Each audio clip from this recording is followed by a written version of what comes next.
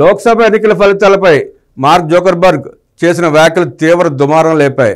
దీనిపై భారత ప్రభుత్వం తీవ్రంగా స్పందించింది.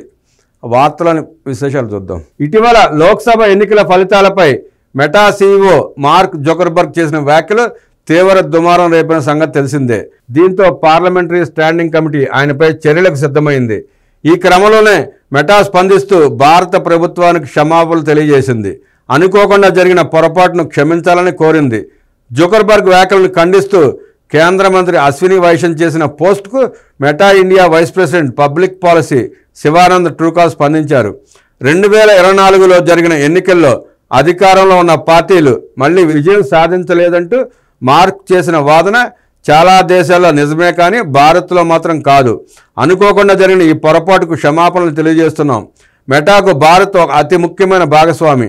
ఈ దేశ సృజనాత్మకత భవిష్యత్తులో మేము కీలక పాత్ర పోషించేందుకు ఎదురు చూస్తున్నాం అని రాసుకొచ్చారు. అసలు ఏం జరిగిందంటే, జనవరి 10న జుకర్బర్గ్ ఒక పాడ్కాస్ట్లో మాట్లాడుతూ ప్రపంచవ్యాప్తంగా గత ఏడాది జరిగిన ఎన్నికల అంశాన్ని ప్రస్తావించారు. 2024 అతి పెద్ద ఎన్నికల ఏడాదిగా నిలిచింది. భారత్ సహా అనేక దేశాల్లో ఎన్నికలు జరిగాయి. అందులో ప్రతి చోట అధికారంలో ఉన్న ప్రభుత్వాలు ఓడిపోయాయి. అది ద్రవ్యోల్బణం వల్ల కావచ్చు, లేదా కోవిడ్ను ఎదుర్కోవడానికి తీసుకొచ్చిన ఆర్థిక విధానాల వల్ల కావచ్చు. ప్రపంచవ్యాప్తంగా ఈ ప్రభావం కనిపించిందని మెటా అధినేత వ్యాఖ్యానించారు.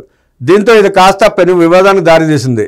జుకర్బర్గ్ వాదనను కేంద్ర మంత్రి అశ్విని వైష్ణవ్ తీవ్రంగా ఖండించారు.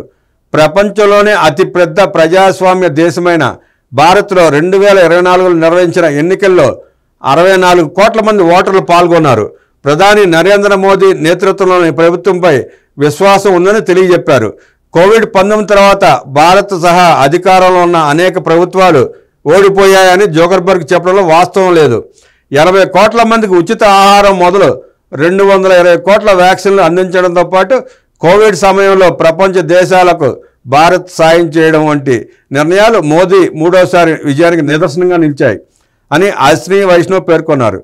స్వయంగా జుకర్బర్గ్ నుంచి ఇలాంటి అసత్య సమాచారం రావడం తీవ్ర నిరాశకు గురిచేసిందన్న కేంద్ర మంత్రి, వాస్తవాలు విశ్వసనీయతను కాపాడుకుందామంటూ మెటాను ట్యాగ్ చేశారు. ఈ క్రమంలోనే మెటా స్పందిస్తూ భారత్కు క్షమాపణలు తెలియజేసింది.